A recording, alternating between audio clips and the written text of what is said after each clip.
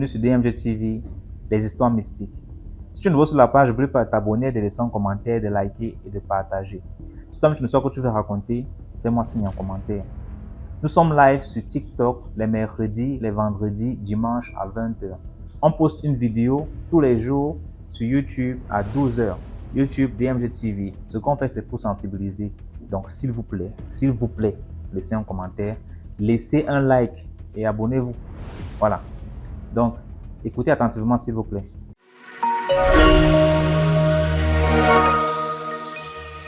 Bonsoir, ça va? Silé, bonsoir. Je vais très bien et toi? Ça va. Donc c'est bon, ça passe, on m'entend, il n'y a pas de souci. Oui, très bien. Ah, ok. Donc mon histoire en fait remonte fin des années 90.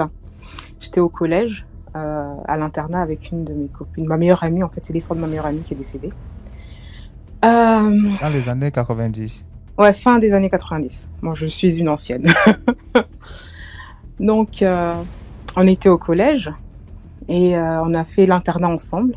On était très proches et tout. Et en seconde, moi, j'ai quitté la Côte d'Ivoire. Mais on gardait toujours le contact, tout ça. À l'époque, il n'y avait pas de portable, hein, tout ça. Donc, c'était des lettres et tout ça. On a gardé le contact. Et ensuite, on a fini nos études supérieures. Et on a fait nos vies d'adultes. Mais malgré ça, on avait toujours le contact. Et elle était en relation avec quelqu'un en France. Donc quand elle venait, on n'arrivait jamais à se voir, mais elle m'appelait souvent et tout ça. Donc voilà, on avait gardé vraiment les liens et tout d'enfance, tout ça. Et elle est tombée malade, mais elle me l'a jamais dit. Apparemment, elle était très gravement malade, tout ça, je vais pas dire son nom. Très gravement malade, mais elle n'a jamais dit. Apparemment, quand elle venait en France, c'était pour ses soins et c'était sur une courte durée. Donc raison pour laquelle on ne pouvait jamais se voir. Et un jour, en fait, je suis là, donc on a notre association d'anciens élèves et tout. Et j'apprends que ma copine est décédée. Mais une semaine avant ça, déjà, dans le mois en fait où elle est décédée, elle était venue en France pour ses soins. Une semaine avant son décès, je la vois dans mon rêve, où moi je suis à l'hôpital. Et je lui fais, mais tu fais quoi ici? J'étais à l'hôpital, il y avait son fils et un homme, donc je suppose que c'était son mari. Et je lui fais, qu'est-ce que tu fais ici et tout? Elle me fait, rien. Mais est-ce que tu peux venir et tout? Je lui dis, pourquoi faire? Elle me fait, viens. Et elle a commencé à me bousculer, viens, me tirer et tout. Elle me fait, bon, si tu viens pas dans la chambre, laisse-moi m'asseoir à ta place. Je lui dis, ben non, je vais pas te laisser t'asseoir. Qu'est-ce qui se passe? Et elle a commencé à me pousser. Laisse-moi m'asseoir à ta place, laisse-moi m'asseoir à ta place, pousse-toi, je vais m'asseoir, lève-toi. Et je me suis réveillée, j'ai pas compris. Une semaine après, j'apprends son décès. Donc, moi, j'étais bouleversée, j'ai pas fait le lien, tout ça. Et j'en avais parlé à mon pasteur après. Je dis, voilà, j'ai ma meilleure amie qui est décédée, vraiment. En plus, on aurait pu la soigner parce que, voilà, on connaît des gens, en plus, qui peuvent gérer ce genre de situation, tout ça. Donc, pourquoi elle n'en a pas parlé? Et entre-temps, je lui raconte le rêve et moi, je commence à rire. Et je dis, ah, peut-être qu'elle était venue me dire au revoir. Il me fait, mais non, elle n'est pas venue te dire au revoir. Elle est venue pour que tu prennes sa place. Pousse-toi. Je dis, mais c'est pas possible qu'elle veuille que je prenne sa place. C'est mon amie d'enfance. On a toujours gardé le contact depuis toujours. Mais il m'a dit, non, faites les histoires d'amitié et tout. Vous pensez que les gens vous aiment, vous pensez que les gens vous apprécient comme vous les appréciez, mais en fait, ces gens-là vous envient sans que vous ne sachiez pourquoi. Pourtant, vous avez même vécu une même situation financière, une même situation sociale, vos parents ont la même situation sociale, mais malgré tout, ces personnes-là vous envient et sans que vous ne le sachiez. Ils vont toujours vous montrer un visage parfait, un visage d'amitié, un visage d'amour, mais en fait, ces personnes-là veulent juste, prendre votre place dans la vie ou vous remplacer. Donc vraiment, faisons attention aux amitiés. Moi, je me suis rendu compte à son décès de cela parce que j'ai fait un rêve et ce rêve m'a été interprété par la suite. Donc rien n'est acquis sur terre. Les amitiés, méfions-nous, prions beaucoup pour que voilà, on soit avertis sur les intentions des gens. Donc c'était mon histoire. Oh, bonne soirée. Avec la voix qui va avec les faits. On peut voir le décor, on peut voir l'expérience dans... Non, merci beaucoup pour l'histoire. Merci à vous. Bonne soirée. J'espère que tu as d'autres histoires. Hein. Ouais, j'en ai plein, de l'internat avec les fantômes et tout ça. D'accord. Donc, il faut Ouais, rester là. Tu vas constamment monter si tu veux. ça marche. Salut. D'accord. Allez, commentaire. Ouais.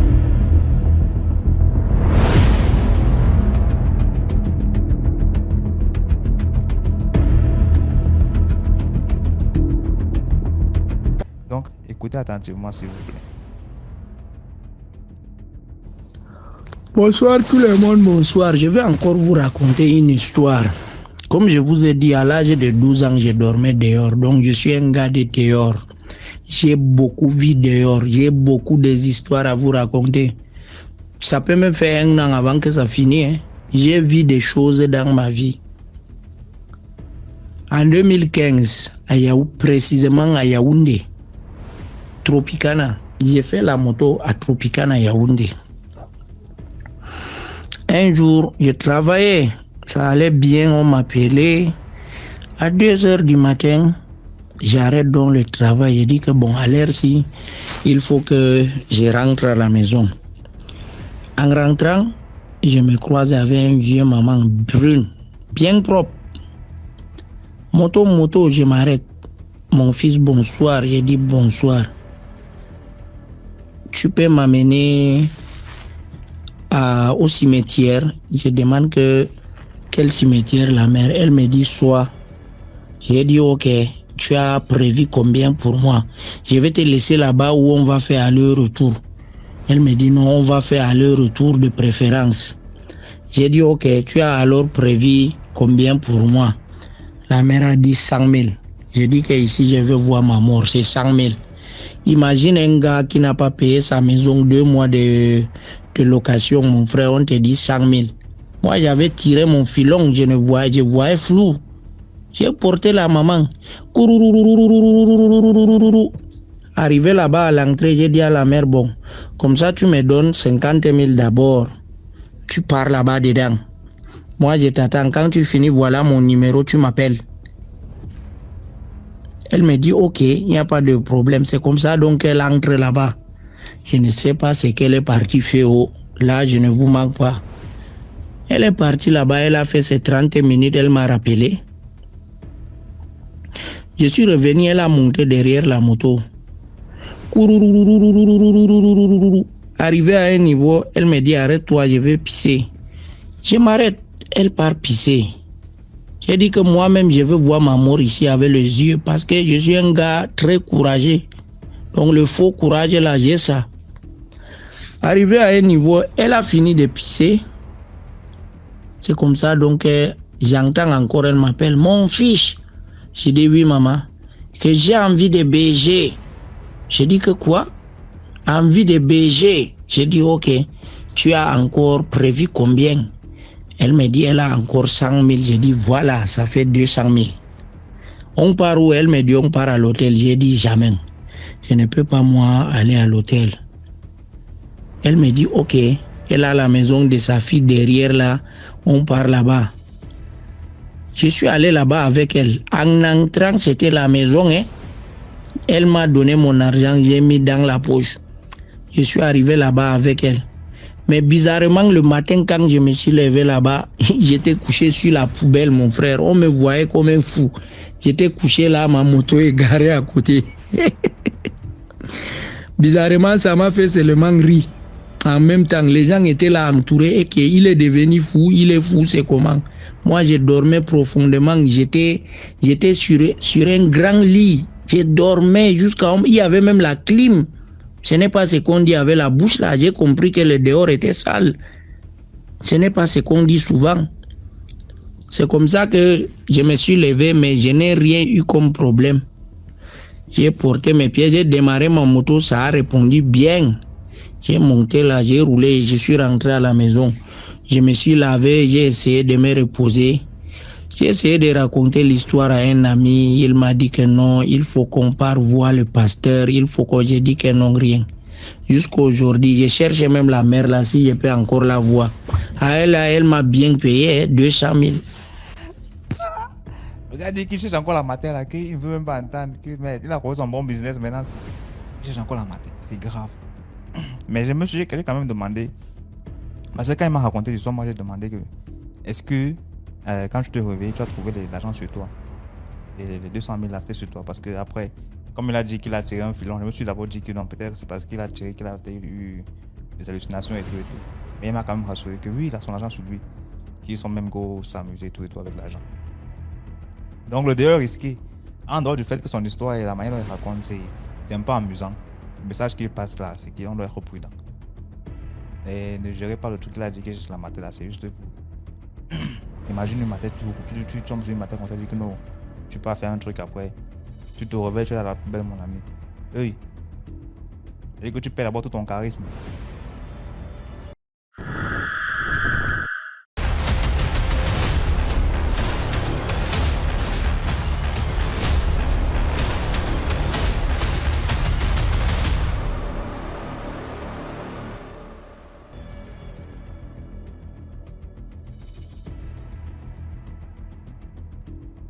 Voilà. Oui, bonsoir DMG. Oh, bonsoir, tonton. Oui, excuse-moi, je sais pas pourquoi mon internet ne fait que bugger, je sais pas. Donc j'étais au niveau où c'est la famille, c'est ma tante, c'est la famille de ma tante. Alors elle est ma tante est la troisième femme, comme je disais. Et la deuxième femme était toujours, on l'avait constaté qu'elle faisait souvent des mauvaises choses. Donc, une fois, le successeur de mon oncle décédé, il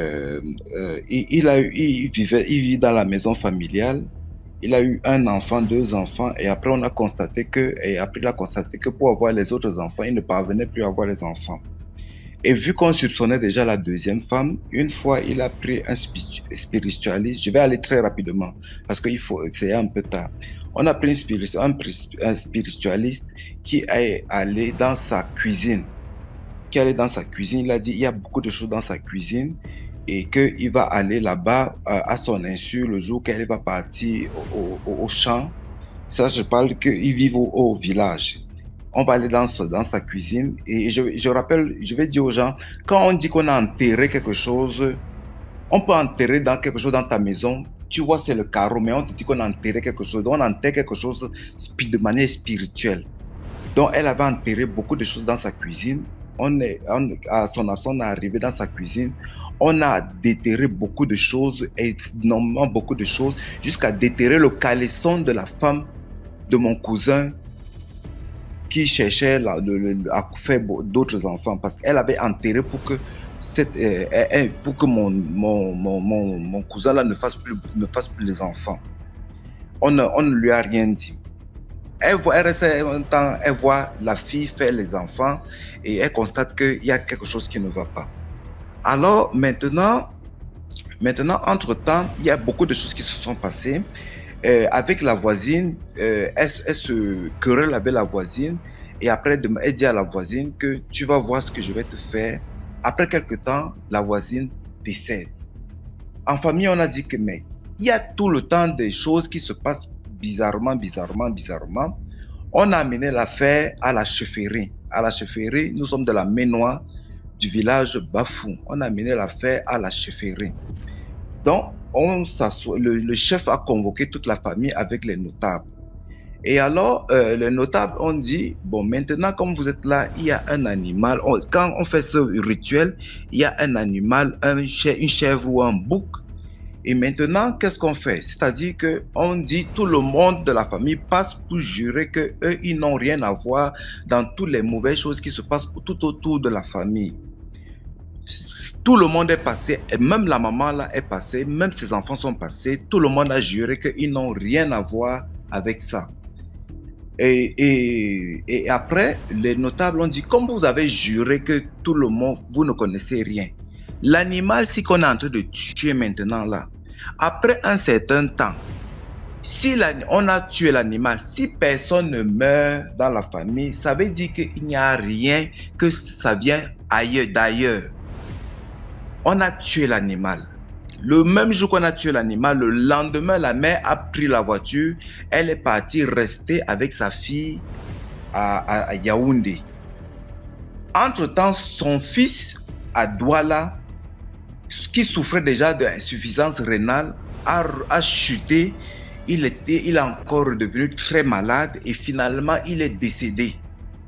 Quand il décède, vu qu'on soupçonnait déjà sa mère de faire des pratiques un peu bizarres, quand il décède, il y a chez nous, les gens de la Ménois, on fait ce qu'on appelle l'autopsie traditionnelle. On a fait l'autopsie traditionnelle, on a vu qu'il avait beaucoup de choses en lui. Alors, les gens qui ont fait l'autopsie traditionnelle ont décidé qu'il fallait trancher son cou avant de l'enterrer.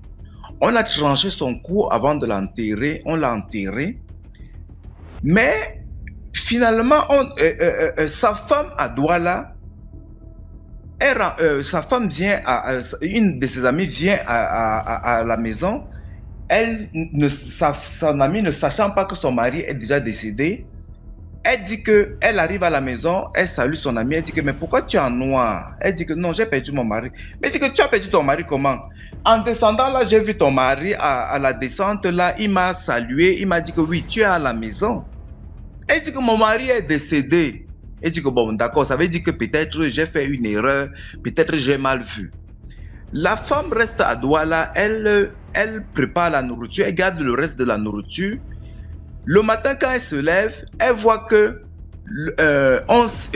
l'assiette avec laquelle son mari avait l'habitude de manger, on a mangé dans la nuit et avec deux autres. Ça veut dire qu'il est venu avec ses amis dans la nuit manger à la maison.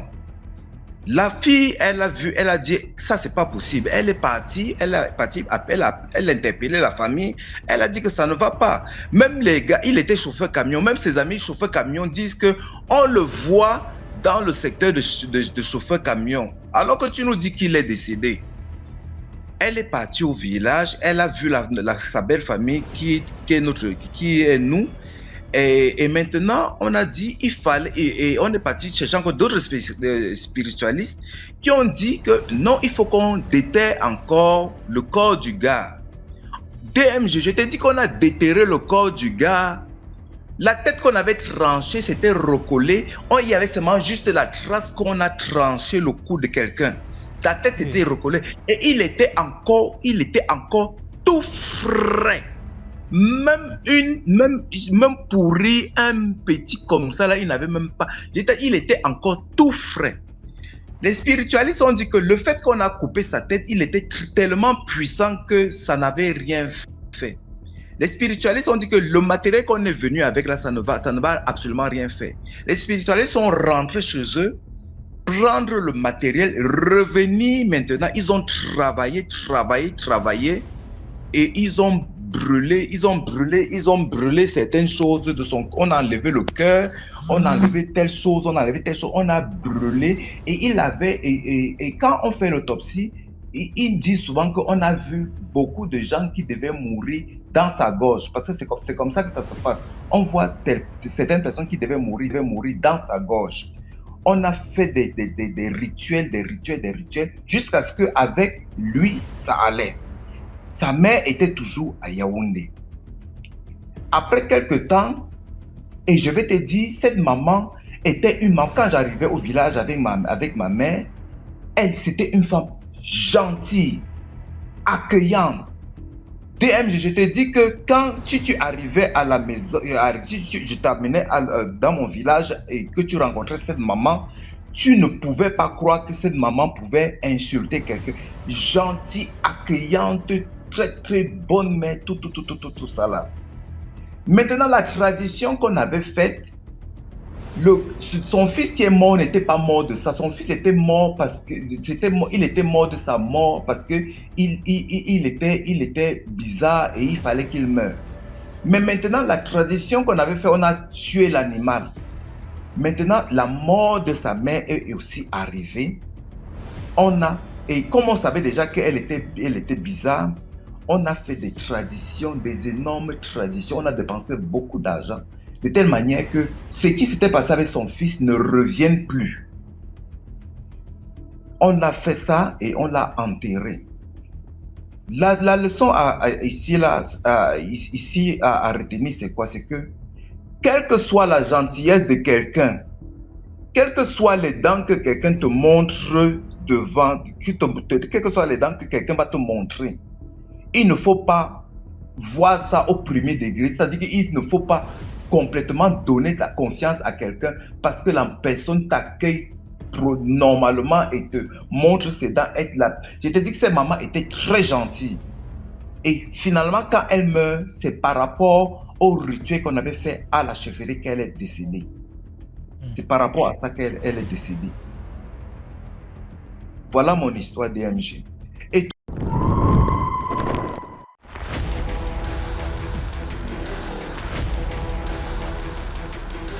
Oui, Donc, tu vas clôturer, mais s'il te bonsoir plaît. DMP. S'il te plaît, tu vas être. Oui, Tu vas un peu. oui. Est-ce que tu m'entends? D'accord. Oui, très bien, très bien. Ok. Je vais raconter une histoire qui s'est passée il y a de cela 3 mois. Je suis en Côte d'Ivoire. Voilà. C'est un de mes petits qui a vécu la situation en fait. Voilà. Le petit avait perdu son téléphone. Donc, quand il est arrivé au magasin, il a dit que son téléphone était perdu. Donc, je lui ai dit, mais appelle dessus pour voir. Il a dit non, que lui ne pense pas retrouver parce que c'est un iPhone. C'était un iPhone 12 Pro, je crois. J'ai dit non, essaye, on verra. Il a essayé et il y a une dame qui a décroché. Il a dit, bonsoir la tante, que c'est mon téléphone, c'est perdu et tout et tout. La dame a dit, effectivement, j'ai ramassé le téléphone. Donc, il a demandé à la dame où je peux venir récupérer le téléphone. La dame a dit qu'elle habite à Yopougon. Elle a donné son quartier, tout et tout. Elle a donné en fait sa situation géographique. Il a dit, ok, qui va venir vers elle. Et quand il a coupé, la dame a rappelé. Elle a dit, non, toi, dis-moi dans quel quartier tu es. Moi-même, je vais venir vers toi te remettre le téléphone. Il a donné son quartier. Il a dit qu'il était à Djamé. La dame est venue. Qu'elle est arrivée, elle a remis le téléphone. Donc, le petit même m'a dit, quand il est arrivé, il a dit qu'il a vu la dame, que la dame lui a remis le téléphone. Mais que la dame était bizarre, qu'elle ressemblait à quelqu'un qui était malade, que lui-même, il lui a demandé, la tante, André, tu te sens pas trop bien. Parce que il y avait trop de frissons, elle avait des chairs de poule et tout.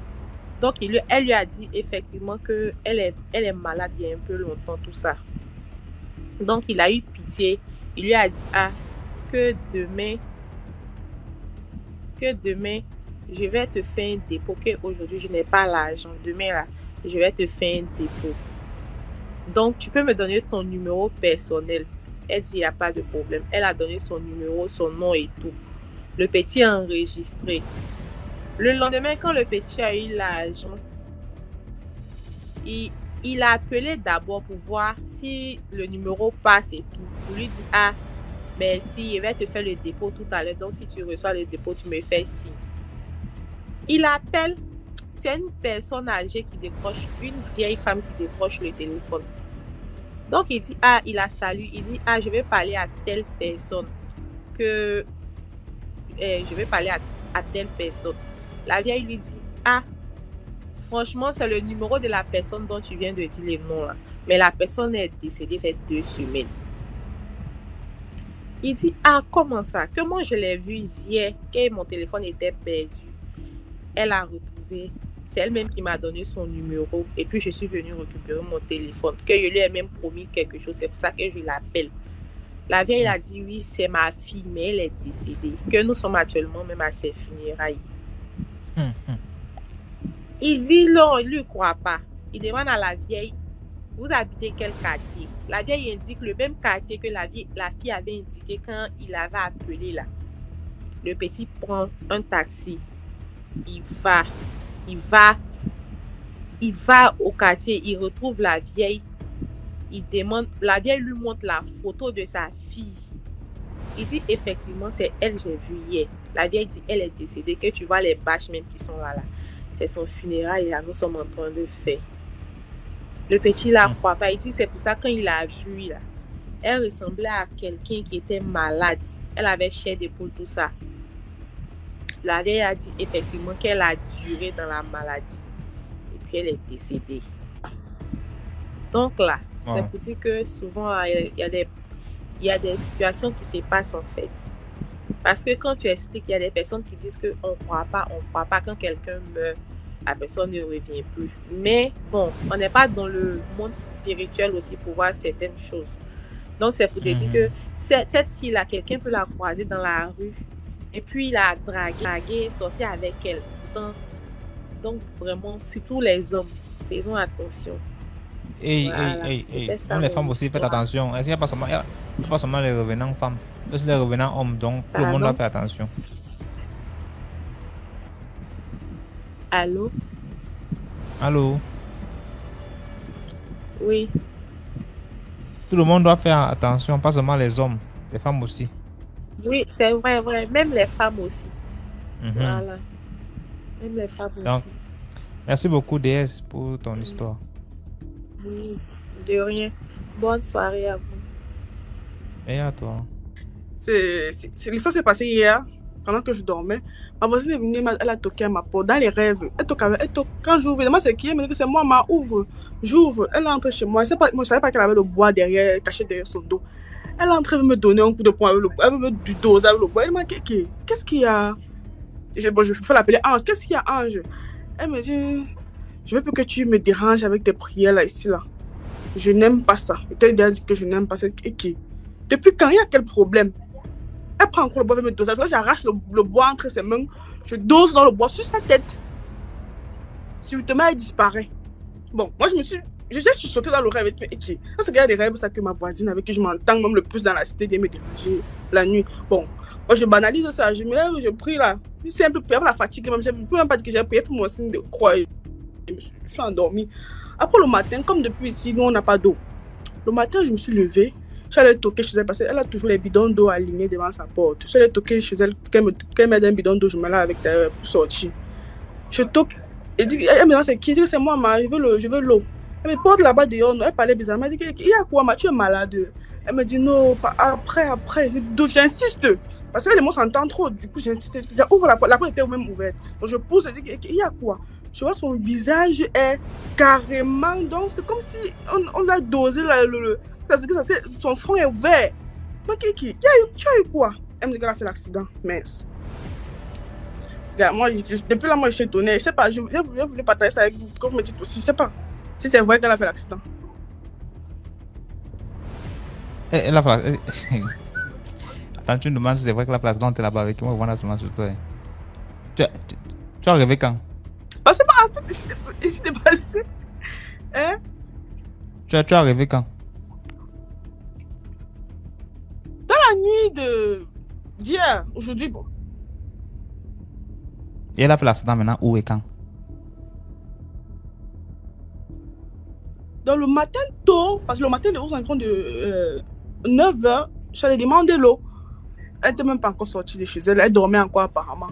Donc quand elle me dit qu'elle a fait l'accident, mais quand je vois la tête là, c'est comme ça, elle avait seulement dosé, elle me dit qu'elle a fait l'accident, moi je suis dépassée. Mais ça veut dire que c'est clair, donc je peux faire le rapprochement, donc. Tu as dosé l'enfant de trouver, tu vas tuer l'enfant de quelqu'un, tu vas partir en prison. Hein.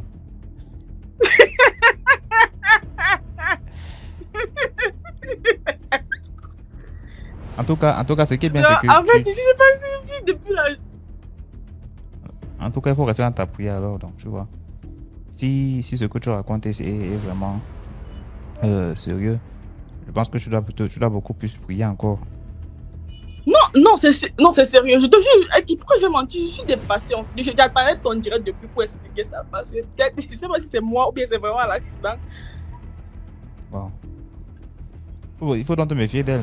Il faut te méfier d'elle. Donc, tu vas pas dire que c'est ta meilleure amie, tu continues à flirter avec elle alors que c'est quelqu'un qui vient dans tes rêves te menacer.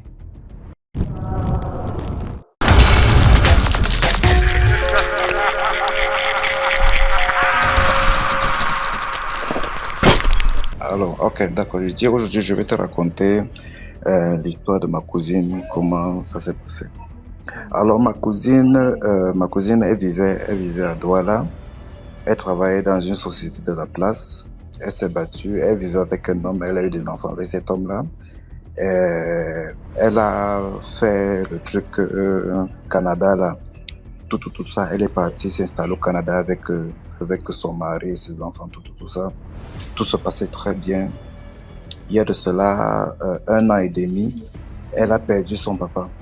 Elle a perdu son papa et n'étant pas dans la possibilité et avec les problèmes de la famille, problèmes financiers, donc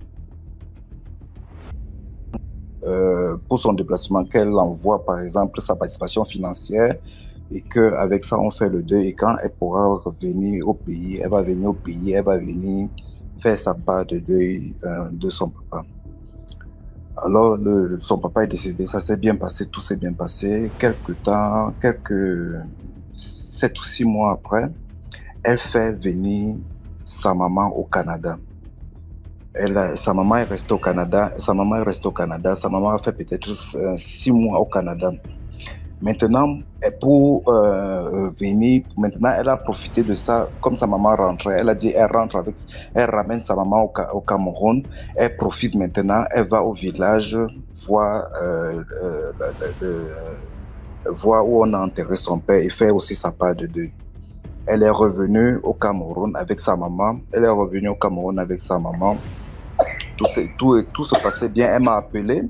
Parce que dans son programme, quand elle venait, elle disait, moi je suis à Yaoundé, elle est à Douala. Elle m'a dit qu'elle devait faire un aller-retour, qu'on devait se voir passer toute la journée et peut-être le soir elle rentre. Elle m'appelait, elle me dit qu'elle a tellement de choses à faire que j'ai dit que non. Si tu as tellement de choses à faire, le plus important, il faut que tu partes au village sur la tombe de ton papa avant de rentrer. Moi, c'est tout ce qu'on s'était dit. Elle avait 1 semaine au Cameroun. Elle a tout fait. Et maintenant, elle est rentrée au Canada. Quand elle arrive, elle rentre au Canada. Nous, après 1 semaine qu'elle soit rentrée au Canada, on nous appelle seulement pour nous dire qu'elle est décédée. On dit, mais quoi? Mais j'ai eu Myriam, je dis, mais j'ai eu ma cousine au téléphone dernièrement, cela, on a bien discuté, cela, des choses comme ça. Maintenant, quand je commence à investiguer pour savoir ce qui s'est passé, voilà ce qui s'est passé. Quand ma cousine est venue accompagner sa mère au pays, il paraît que tous les soirs, quand elle se couchait dans la chambre, il y avait, tu vois par exemple, comme on dit les seins d'abeilles là, il y avait c'était pas les abeilles, c'était les essaims de moustiques. Les essaims de moustiques venaient dormir avec ma cousine. Passaient toute la soirée, toute la nuit à la c'est-à-dire piquer de tous les côtés. C'était comme ça tous les soirs, pendant toute la semaine qu'elle a passée ici au Cameroun. Mais sa mère prenait ça à la légère. Et maintenant, quand elle est partie, sa mère, maintenant, il y a une femme Bassa qui habite en face. La femme Bassa dit que, oh, ma amie, tu es partie au Canada, tu es redevenu bien. C'est bien ça, il faut que nos enfants continuent à faire comme ça, là. Mais maintenant, la maman de ma cousine, maintenant, elle dit à sa copine, là, elle dit que, mais il y a quelque chose qui s'est passé ici, là, de pas très bien. Il dit que ma copine, dis-moi, qu'est-ce qui s'est passé? Elle dit que tout le temps qu'on était ici, là, même avec la moustiquaire, les moustiques entraient sous le moustiquaire là pour dormir avec ma cousine sous le moustiquaire là. La femme Bassa a dit que ta fille est où? C'est-à-dire que elle a dit ça d'une manière un peu enragée. Elle dit que ta fille est où? Elle dit que non, elle est déjà rentrée au Canada. Ouais, la femme Bassa dit que, mais pourquoi tu ne m'as pas raconté ça quand elle était encore là? Appelle-la maintenant, tu lui demandes comment elle va. La mère prend le téléphone, elle lui demande, elle dit à la mère que oui, elle est bien au Canada, ça va, mais elle ne se sent pas très bien, elle est à l'hôpital, mais c'est juste quelque chose comme le paludisme, quelque chose comme ça là. Elle finit de parler, elle dit ça à la femme Bassa. La femme Bassa dit que, ouais, pourquoi tu as fait ça? Pourquoi tu as laissé l'enfant là rentrer avec ce que tu es en train de me raconter là? La maman, notre tante demande que, mais il y a quel problème? Il dit que tu crois que le moustique là, c'était le moustique qui se balade partout là. Il fallait me le dire. Bon, d'accord, ça va. Préparons-nous seulement. La notre tante demande que quoi? Elle dit que ça va. Parce que si tu me disais ça quand elle était encore là, on l'amenait quelque part où on allait renvoyer ça à la personne qui envoyait les moustiques là. Donc, ça va, c'est fini. Je suis désolé. Elle a tourné le dos, elle est partie. C'est-à-dire la maman là, elle était, quand on racontait ça, elle était fatiguée, elle était mal à l'aise. Elle était mal à l'aise. C'est où j'ai compris que c'était une femme Bassa qui avait des connaissances, qui pouvait avoir des connaissances, qui savait quand quelque chose se passe, elle peut savoir si c'est quelque chose de bien ou pas. Et effectivement, quand elle a dit ça quelque temps après, on dit que notre cousine est décédée. Donc, je vais vous dire, le dehors est mauvais. C'est-à-dire que tu arranges ta vie, tu te bats, tu vas en Europe chercher la vie et que je te rappelle, ma cousine, elle était comptable dans une entreprise qui fabrique le ciment au Canada. Elle était comptable et gagnait bien sa vie. C'est-à-dire que de nos jours, on ne sait même plus ce qu'il faut faire. C'est-à-dire que tu te bats pour être bien dans la vie et arranger la situation de ta famille, c'est le problème. Tu ne te bats pas, tu es là comme ça là, c'est le problème. Finalement, il faut qu'on fasse quoi? Il faut qu'on ne fasse rien, qu'on reste comme ça, on ne se bat pas dans la vie. Parce que si tu te bats dans la vie, c'est le problème. On te cherche, on finit avec toi. Tu ne te bats pas.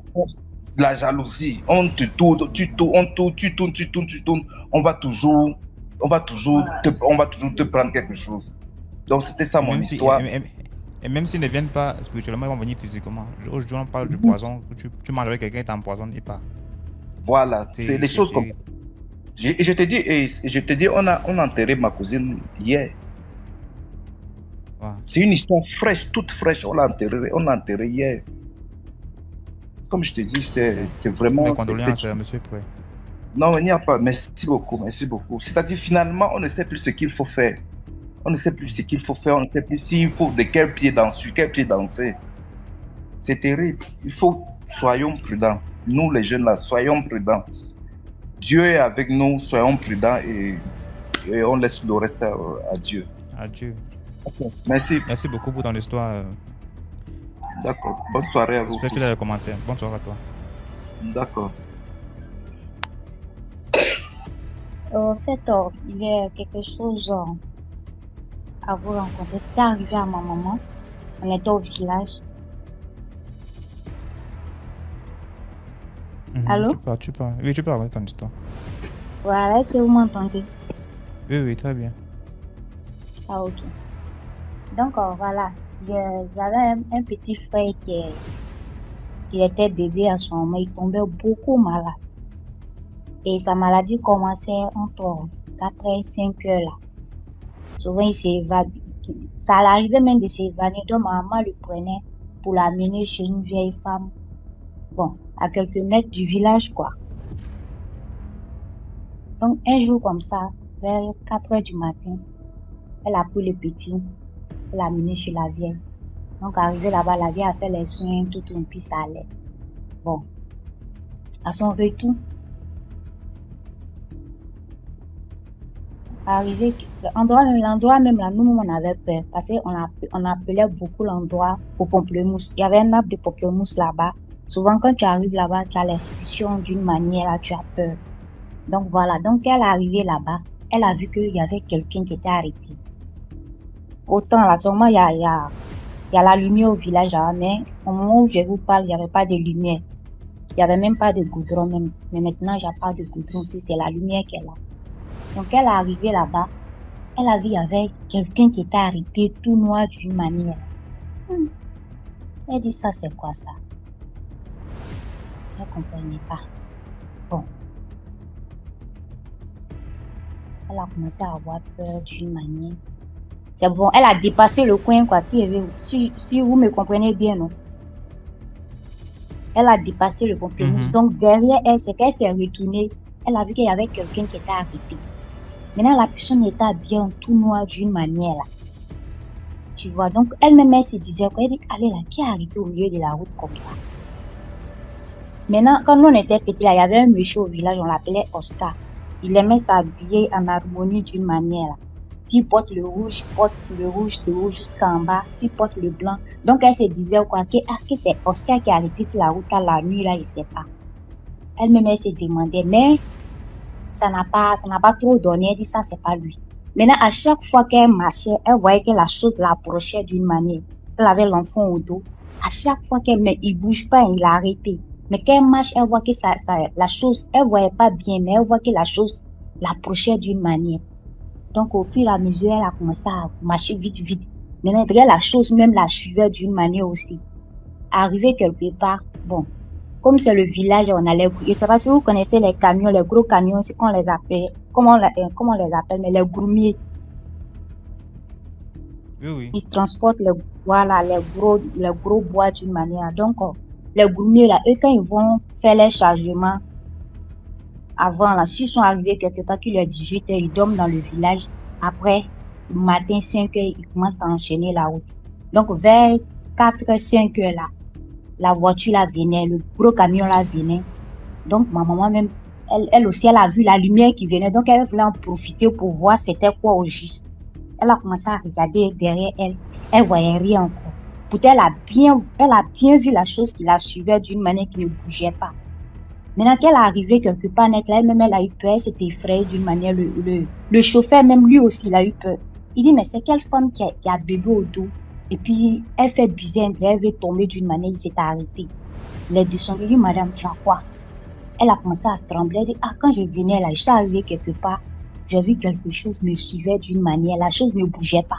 Il était tout noir. En tout cas, il avait l'apparence d'un homme, mais quand je vais bien regarder, je n'arrive pas à le voir. Mais à chaque fois, quand je regarde derrière moi, il s'approche de moi. Moi, je cours, je marche vite, mais lui, il ne bouge pas, mais il s'approche même.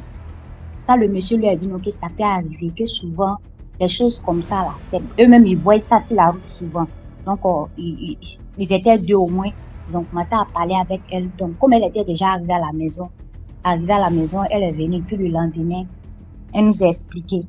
Jusqu'à présentement, souvent, quand je la trouve, je lui demande, maman, la chose que tu dis, tu as vu là, c'était comment? Elle a toujours ça en mémoire. Ça l'a perturbée d'une manière, quoi. Je me demande si ce sont des choses qui arrivent souvent dans les villages, on ne sait pas. C'était juste mon histoire qui est là. Merci beaucoup, Mouna Maïga, pour ton histoire. Ok, merci. Pour ceux qui ont des histoires mais qui ne veulent pas monter en live, raconter l'histoire, vous pouvez laisser par WhatsApp en voice. Il y aura un numéro de téléphone dans la vidéo. Copiez-le et laissez votre voice uniquement pour raconter les histoires, s'il vous plaît. Et toi? Ça va. J'aimerais raconter mon histoire. Pas l'histoire de quelqu'un, moi-même mon histoire. Ok. C'était comme ça en 2017. Tu m'entends bien? Oui, très bien. En 2017, j'étais en terminale. Donc, quand en terminale, il y a des trucs, il y a des visites que vous partez faire, genre des visites médicales au fait. Que vous partez faire, genre à l'hôpital, parce que vous êtes en classe d'examen. Est-ce que tu me comprends? Donc, oui, c'est comme ça, un mercredi, nous sommes allés à l'hôpital. Les filles étaient d'un côté, les hommes étaient de l'autre côté. Et puis, il y a eu la visite médicale. Donc, quand on a fini, ils nous ont dit de rentrer à la maison. Donc, nous sommes rentrés à la maison.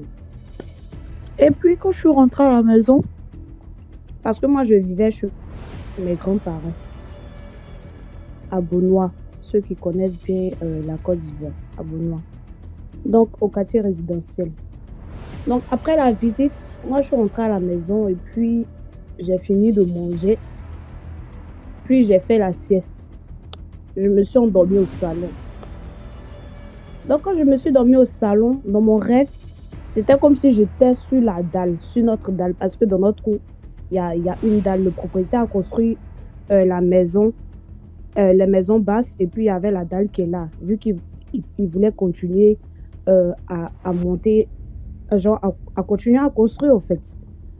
Donc moi, je dors dans mon rêve, je me retrouve où je suis sur la dalle, avec 2 filles. 2 filles que je ne connais pas.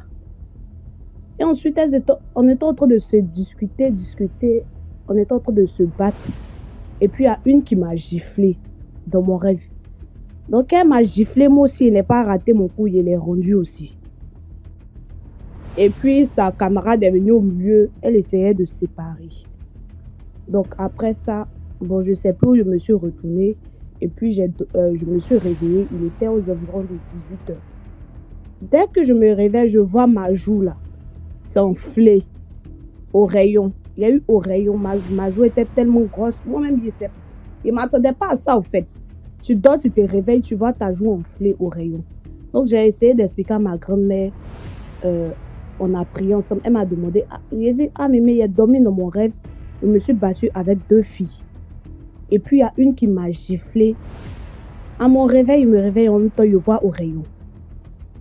Elle est allée prendre nid d'abeille. Elle a fait ce qu'elle pouvait faire. Elle a mis sur ma joue. Ma joue était tellement enflée que cette même nuit, je n'ai pas pu dormir. Donc, on a essayé de prier, tout et tout. Donc, le lendemain, je ne suis pas allée à l'école. Et j'ai appelé ma voisine pour qu'elle informe à la direction que je ne suis pas bien, je suis malade. Donc, elle dit d'accord. C'était le mercredi. Je l'ai appelé le jeudi et le vendredi, je suis partie à l'école pour prendre un cahier. Donc, j'arrive à l'école, je rentre en classe, je vois une fille aussi qui a la même joue enflée comme moi.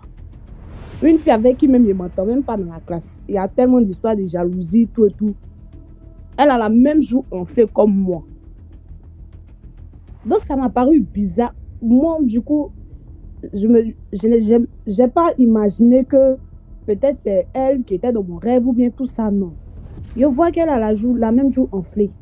Donc, moi, j'ai pris mon canet, je suis descendue, je suis rentrée à la maison et puis, vu que c'était un peu grave, je n'arrivais même pas à manger. Je suis partie avec mon grand frère à Abidjan, chez mes parents, pour pouvoir me soigner. Donc, lundi, j'apprends qu'elle est décédée. La fille en question est décédée. Parce que comme moi, avec ma grand-mère, on priait, on faisait retour à l'envoyeur. Parce que tu ne peux pas dormir, te réveiller avec une joue enflée et puis, dans ton rêve, tu te bats avec quelqu'un qui te gifle. Donc moi, dans mon rêve aussi, il ne s'est pas amusé avec la personne. J'ai rendu aussi le coup. Il a bien giflé cette personne. Lundi, j'apprends que la fille en question est décédée. Dimanche est arrivé, moi, je suis partie rendre témoignage à l'église parce que le miracle que Dieu a fait pour moi, là, c'est pas un petit miracle. C'est un peu tout. Voici mon histoire. Donc, c'est pour dire dans la vie, là, de prier, même dans l'après-midi. Parce que moi, la plupart de mes rêves où je suis beaucoup attaquée, c'est dans l'après-midi. Soit dans l'après-midi, je dors, je me retrouve avec un bœuf en train de me poursuivre ou bien en train d'essayer de me têter. Je suis beaucoup attaquée dans l'après-midi. Donc, j'essaye toujours de prier. Donc, il faudrait qu'on prie. Et puis, s'il y a des trucs que Dieu doit nous révéler, Dieu va nous révéler ça soit dans nos rêves ou bien à travers quelqu'un. Mais si c'est mon histoire que je voulais raconter, c'est là. Merci beaucoup, Tryphène. Et ce que tu dis est vrai. C'est la prière. Dans la prière, généralement, les révélations là, viennent beaucoup plus dans les rêves. Hein. Là, tu dors, tu vois, tu as ta révélation. Là, ce que tu négliges, c'est ton problème. Hein. Je veux te raconter mon histoire que j'ai vécue ici en France. Lorsque c'est arrivé ici, en mois de janvier, chaque fois que mon mari est sorti, je suis seule à la maison, à 18h, j'entends le lit. C'est comme si mon voisin en haut, il se battait avec sa femme, quoi, le lit. Tu peux même pas supporter. Il me dit, mais Le voisin avec sa femme, chaque 18h, à ces mêmes heures, pile, tu entends le bruit du lit, quoi. Même si c'est dans la cuisine, au salon, dans la chambre, c'est le même bruit. Alors moi, j'ai dit à mon mari que tu vois tes voisins qui sont en haut, là, chaque 18h, là, il y a du bruit du lit. Il me dit non, il n'y a pas de voisin en haut. J'ai dit non, s'il y a de voisins, il me dit non. L'appartement qui est en haut, c'est déjà scellé la porte, il n'y a personne là-bas. Et chaque 18h, le même bruit, là. Mon mari, un jour, était avec moi à la maison, il m'a dit écoute alors, tu vois comment le lit fait de bruit en haut, là, comme si les gens se battaient, quoi. Mais il n'y a personne en haut. Là, j'ai dit à mon mari que moi, il ne peut pas rester là-bas et on a déménagé. J'ai eu peur, quoi. Et là encore, celui-là sort avec son histoire, là, moi, je ne peux même pas dormir aujourd'hui. Et mon mari n'est même pas là. Non, il faut dormir. En tout cas, on est live jusqu'au matin, donc tu peux rester avec nous. Le matin, je travaille, moi. Asia, faut prier, c'est tout. Bon, moi, j'aimerais raconter une histoire qui m'est arrivée il y a quelques années. Avec beaucoup de recul, en fait, je me dis que c'est vraiment fou. Parce qu'à l'époque, ma mère, elle était encore en vie. Et ma mère, c'était une femme de prière. Elle priait énormément. Et en fait, moi, je me disais, bon, quand j'étais plus jeune, que j'avais pas besoin de prier forcément parce que ma mère, elle était là et elle priait pour moi. Donc, je me disais que, vu qu'elle prie pour moi, sa couverture, automatiquement, elle doit prier pour moi. Donc, elle priait pour moi. Donc, une fois, quand j'étais encore chez mes parents, parce que mon père s'est remarié, ma mère m'appelle, elle me dit, oui, j'étais à l'église, on m'a dit qu'il y a une de vous, parce que j'ai 3 sœurs et il y a une qui est avec moi ici en Europe, donc on vivait dans la même maison. Elle me dit, il y a une de vous qui va faire un accident et tout ça, on me dit vraiment qu'il faut que vous puissiez prier. Donc, comme moi, je savais que ma mère, elle est toujours dans l'abus, elle, tout le temps prière. Tu te réveilles, prière, midi, prière, le soir, prière, donc tout le temps prière. Donc, moi, je me dis, maman, tu abuses, laisse-nous tranquille. Et elle disait, oui, on me dit que c'est en fait la femme de votre père qui a fait quelque chose, donc vous allez faire un accident. Donc, entre toi et ta soeur, une de vous va faire un accident vraiment très grave. Donc, il faut prier vraiment pour ça. Donc, moi, j'allais à l'église et on coud devant comme ça. Donc, je priais pour ça. Je disais, bon, Seigneur, épargne et tout ça. Donc, ma mère, elle m'appelle encore. Donc, dans le mois qui suivait, ma mère, elle m'appelle. Elle me dit, les filles, s'il vous plaît, il faut prier. Moi, je prie pour vous. On prie au téléphone parce qu'elle était en Afrique et nous, on était en Europe. Donc, on continue à prier. Donc, moi, je prie et je banalise, en fait. Donc, je ne prenais pas ça au sérieux.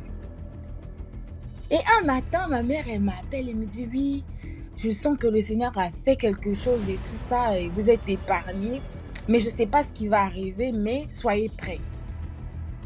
Donc, moi, j'étais là, je me dis, je dis à ma soeur, non, maman, elle abuse toujours. Elle est toujours dans l'abus. Comment est-ce qu'une personne peut être comme ça, en fait? Tu es toujours là, prière. Parce que ma mère, quand j'étais en Afrique, elle passait, je vous dis, des heures dans la prière. Et moi, en fait, ça, à un moment donné, ça m'insupportait parce que je me disais, elle abuse. Donc, une semaine et tout, je suis assise, bon, je passe ma journée, je vais à l'école, je reviens et tout. Et je vois, il y a une panique dans la maison. Mon père, il est en panique. Donc, je ne comprenais pas. Et je demande, je dis, qu'est-ce qui se passe et tout. Et ma belle-mère, donc, elle me dit, non, ça ne vous concerne pas. Donc, moi, je lui dis, comment ça ne me concerne pas? Qu'est-ce qui se passe? Parce que dans la maison, on voyait que, non, il faut se préparer, il faut aller à l'hôpital et tout ça, c'est assez grave. Donc, ensuite, j'apprends que ma petite sœur qui est derrière moi, qui est la fille de ma belle-mère, a fait un grave accident. Donc, elle était, en fait, une voiture l'a renversée. Et c'était vraiment très grave parce qu'elle a failli perdre sa jambe. Et elle était presque dans le coma. Donc, du coup, moi, sur le coup, en fait, quand on est jeune, on réalise pas. On se dit que non, c'est rien. Donc, le soir, je rentre à la maison et tout tranquille. Je me dis, ouais, il a fait un accident. Et du coup, tout de suite, je me souviens en fait de ma mère qui me rappelait et tout ça, qui me disait, oui, faites attention et tout ça parce que il y a quelque chose, parce que les hommes de Dieu l'appelaient, lui disaient, l'interpellaient. Et même nous, on avait des messages comme ça. Il y a quelque chose qui va se passer. Il y a quelqu'un qui veut vous faire du mal. Donc, il faudrait vraiment prier. Et quand, en fait, ce jour-là, elle a fait un accident, ma petite sœur, bon, c'est ma petite sœur et tout ça. Mais en fait, j'ai compris vraiment que le monde des ténèbres existe vraiment, qu'il y a vraiment des choses mystiques qui se passent dans le monde. Bon, déjà, je le savais avant. Mais je me disais, en fait, bon, ça va pas m'arriver. Mais en fait, à ce moment-là, je me suis dit, non, la prière vraiment peut changer la donne de beaucoup de choses. Il peut en fait, quelque chose peut être comploté contre toi, mais la prière a une capacité de pouvoir détourner cela. Et depuis ce jour-là, en fait, j'étais tellement étonnée, j'étais tellement, en fait, abasourdie de la situation quand j'ai entendu que ma petite sœur, elle était partie. Alors qu'en fait, on n'en avait pas parlé, moi et ma sœur, parce qu'on était vraiment mises à l'écart, donc nous, on n'en parlait pas. Quand il se passait des messages, quand ma mère nous appelait, bon, c'était entre moi et ma sœur, on disait, oh maman, elle abuse, elle abuse. Mais quand ma petite sœur, à la fin de l'accident, moi, j'ai appelé ma mère, j'ai dit, maman, écoute et tout, il y a ça, il y a ça, il y a ça, il y a ça. Et ma mère, elle a commencé à pleurer. Elle a commencé à rendre gloire à Dieu. Donc, elle commençait à chanter. Elle disait, normalement, c'était destiné pour vous, mais le Seigneur a épargné. Et franchement, depuis là, je rends gloire à Dieu. Donc, du coup, c'était mon témoignage et ce que j'ai vécu. Je voulais le partager avec vous. Wow. Merci beaucoup pour ton histoire. Merci à toi. Très belle voix en passant. Merci.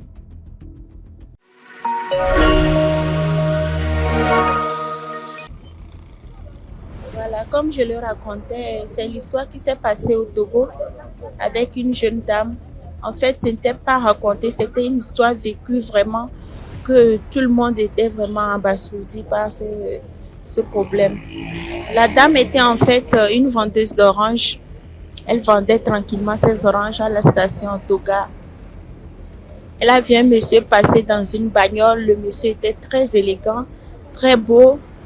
Et elle s'est dit comme ça dans sa tête, waouh, quel monsieur, si beau, si je pouvais quand même avoir un mari comme ça. Elle s'est dit ça dans sa tête.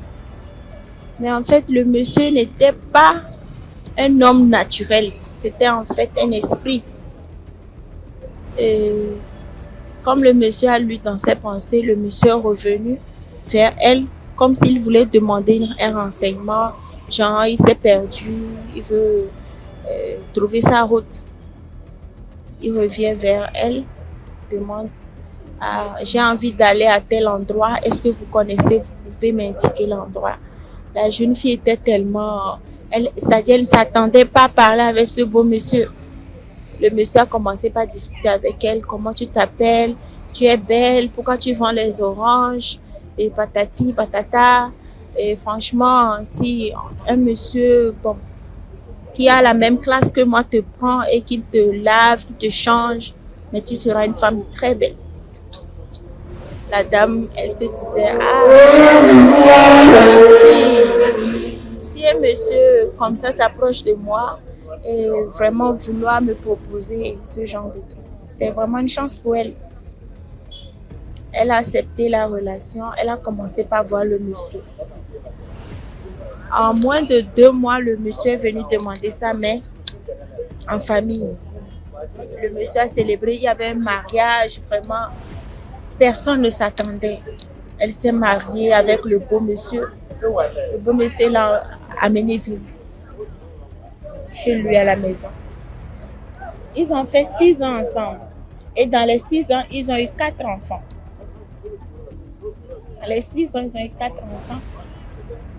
Elle a continué, elle a vécu avec le monsieur pendant des années jusqu'à ce que ses enfants, son dernier, aient l'âge de 4 ans. Ce qui faisait 10 ans de vie commune avec le monsieur. Mais la dame habitait dans une maison très grande qu'elle ne pouvait pas sortir. Le monsieur la battait et le monsieur n'aimait pas qu'elle sorte de la maison. Elle s'est toujours posé la question à savoir pourquoi le monsieur ne veut pas que je sorte.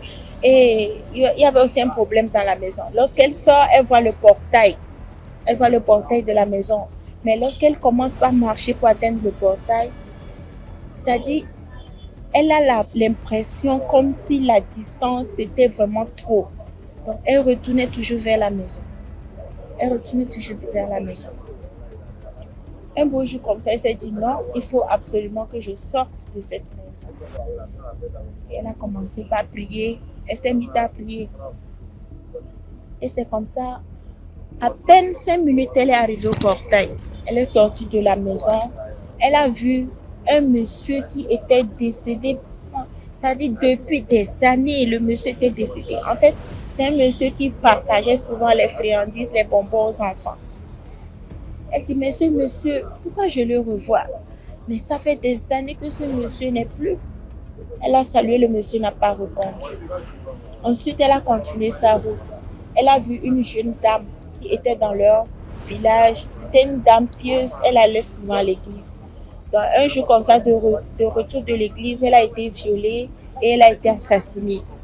Elle revoit la même dame avec sa Bible en train de marcher tranquillement dans la rue. Elle se dit, ah, la dame là aussi était décédée, mais pourquoi ce que je... C'est-à-dire, elle ne comprenait pas ce qui se passait. Elle s'est mise à prier. À un moment donné, elle a remarqué qu'il y avait un véhicule de 15 places qui s'approchait. Elle a stoppé le véhicule, elle est rentrée dans le véhicule, elle a salué tout le monde dans le véhicule, mais personne n'a répondu. Le véhicule l'a menée jusqu'à la station autogare. En fait, elle pensait qu'elle avait fait 10 ans avec le monsieur. Mais lorsqu'elle est revenue en réalité dans la vie, elle remarquait qu'on était déjà en 2020. Puisque l'histoire que j'étais en train de vous raconter, c'est-à-dire c'était moins de... C'était dans les 2005, 2006, 2007 comme ça. C'était déjà dans les 2020. Même ses parents étaient décédés. Elle est retournée en ville. C'est dans la station, elle a vu un calendrier. Elle a demandé, je suis où? Je me retrouve où? On est à quelle époque? Elle a remarqué que là où elle vendait même les oranges, tout avait changé. Il y avait des immeubles qui ont été construits un peu partout. Elle ne comprenait rien. Ainsi, elle est retournée dans son village et c'est avec les cérémonies qu'on a remarqué vraiment que le monsieur n'était pas un monsieur ordinaire. Il n'était pas humain. C'était en fait un fantôme qui avait lu dans ses pensées. Vous voyez un peu? Elle est retournée avec... Elle a cherché à savoir si les enfants, ses enfants, si elle pouvait récupérer les enfants. Mais on lui a dit que les enfants ne sont pas aussi humains. Les enfants étaient des enfants esprits. Et avec les prières, avec tout, c'est-à-dire ses parents étaient décédés. Presque tous ceux qui connaissaient dans la famille étaient décédés. Elle avait toujours gardé sa jeunesse. Elle a gardé sa jeunesse. Lorsqu'ils ont fini les cérémonies, la dame a commencé par vieillir. En un rien de temps, moins de 3 jours, elle était tellement devenue vieille qu'elle n'avait pas survécu. Elle était finalement décédée parce qu'il paraît qu'elle a trop duré avec le fantôme. Il n'y avait plus de, il y avait plus de remède pour elle parce qu'elle a trop duré avec le... Il paraît que c'était dans la tombe, tout ça, et que c'est sa prière qui l'a vraiment sorti de cet endroit. Sérieusement, c'était en fait pour sensibiliser un peu mes soeurs par rapport à, c'est-à-dire se dire des choses dans les pensées. On ne sait pas, nous sommes maintenant dans un monde où, c'est-à-dire, tout existe, quoi. Les esprits habitent même parmi nous. Essayons quand même de nous retenir, même dans les pensées. Il ne faut pas voir quand même un monsieur et dire que voilà, cet homme, il est beau, il est mignon. On ne sait pas trop ce qui nous attend demain. C'était ma petite histoire. Merci beaucoup, Tina Fashion, pour ton histoire. Non, moi, je te remercie beaucoup de faire les efforts comme ça. Là, pour... même pendant que tu as les bruits, tu fais quand même l'effort de monter. Il y en a qui ont des histoires, mais qui ont peur de monter. Merci beaucoup, Tina Fashion. C'est pour que je revienne après. D'accord. On est là, on t'attend. Bye bye. Bye bye. C'était l'histoire de 2 amies, dont l'une voulait utiliser l'autre en sacrifice. En fait, elles habitaient tous deux dans une commune d'Abidjan qu'on appelle Atekoubé. Et puis, l'une d'elles a dit qu'elle devait aller au Mali pour aller voir un féticheur, tout ça pour aller faire des petits travaux parce qu'elle sentait qu'il y avait des blocages dans sa vie, des choses comme ça. Donc, elle voulait aller, voilà. Et donc, elle a demandé à son ami de l'accompagner. Et son ami lui a dit, bon, ok, moi, ça me dit pas grand chose d'aller faire quelque chose sur un féticheur, mais comme je m'ennuie, je vais bien t'accompagner. Donc, elle est partie avec elle au Mali. Arrivée au Mali, ils sont allés dans un petit village pour voir ce féticheur-là. Donc, pendant que sa copine était affairée avec le féticheur, elle, pour ne pas s'ennuyer, elle aidait la femme du féticheur. Elle l'aidait à la cuisine, les travaux ménagers, la lessive. Et petit à petit, la femme du féticheur s'est prise d'amitié pour elle. Elle a commencé à avoir pitié d'elle. Et puis un jour, elle a appelé la jeune fille. Elle lui a dit, tu sais, quand les gens viennent chez mon mari ici, là, que la deuxième personne qui les accompagne là, c'est toujours le sacrifice. Donc ce que je vais te dire là, il faut que tu sois courageuse, parce que si tu essaies de fuir ou si tu montres dans ton comportement que tu es au courant, ils vont te ligoter, ils vont t'attacher jusqu'au jour du sacrifice. Donc ce que je vais te dire, le jour où ta copine va venir te réveiller nuitamment pour dire qu'elle s'en va faire son dernier rituel là, tu te lèves tranquillement, tu les accompagnes. Mon mari va vous conduire dans la brousse jusqu'à vous allez arriver à une clairière. Dans cette clairière-là, il y a un cours d'eau. Donc, il va sortir une calebasse, il va faire des incantations. Au moment où il tend ça à ta copine, fais l'effort de taper la calebasse pour que ce qui est à l'intérieur la verse sur ta copine. Parce que si ça verse sur toi, c'en est fini de toi. La jeune fille tremblait. La femme lui a dit, garde courage, faut même pas qu'on soupçonne que tu es au courant. Donc, elle a continué à s'attacher davantage à la femme du féticheur. Quelques jours plus tard, sa copine la réveille dans la nuit pour dire « Ah, ma copine, accompagne-moi. Avec le féticheur, on s'en fait notre dernier rituel. Demain, on va rentrer sur Abidjan. » Donc, la fille se lève. Elle les accompagne. Ils marchent dans la brousse et tout ça. Et ils arrivent dans la clairière, la fameuse clairière dont la femme avait parlé. Donc le marabout sort une calebasse, il commence à faire des incantations. Au moment où il tend ça à la fille, sa copine que la femme du marabout avait prévenue a tapé la calebasse et tout le contenu est versé sur sa copine. Elle dit devant ses yeux, sa copine est devenue comme de la poudre qui s'est versée dans la calebasse a roulé et allé tomber dans le cours d'eau. Donc le féticheur lui-même était arrêté maintenant la bouche ouverte. Il dit, ah, donc c'est ta chance, appelle le nom de ta copine là 3 fois. Quand elle a appelé le nom de sa copine là 3 fois, un serpent, un grand serpent est sorti de l'eau là. Le bas serpent, la tête homme, a commencé à vomir de l'argent sur la berge, au bord de la rivière là. Vomit de l'argent, vomit de l'argent. C'est comme ça que la jeune fille s'est enfuie. Elle est revenue à la base chez le féticheur là. Et puis de là, elle est venue sur Abidjan. Elle allait directement dans la famille de sa copine là pour dire voilà ce qui s'est passé. Donc c'est un oncle de la fille maintenant qui va au Mali dans le village là, qui va appeler le nom de sa nièce et qui recueille l'argent là pour venir s'occuper de la famille. La morale de cette histoire là, c'est que quand ta copine te dit qu'elle s'en va voir un féticheur là, faut pas y aller. Suivre ses amis, aller chez le féticheur là. On ne sait jamais quel est le rôle que tu joues. Si c'est toi la proie, si c'est toi le sacrifice, on ne sait pas ce que tu es, ce que tu représentes. Ça, c'est une chose. Et la deuxième chose, c'est d'être assez humble. Quand tu arrives dans un environnement où tu connais personne, faut pas te donner des airs. Faut être agréable. Si elle n'avait pas été agréable, si elle n'avait pas été gentille, si elle n'avait pas été humble, la femme du féticheur n'aurait jamais aidé et on aurait parlé d'elle au passé. C'était mon histoire que je voulais raconter. En tout cas, bon courage à DMG TV et puis bon, on vous suit en ligne. Merci. Merci de liker, merci de commenter. Rendez-vous demain à 12h pour une nouvelle vidéo.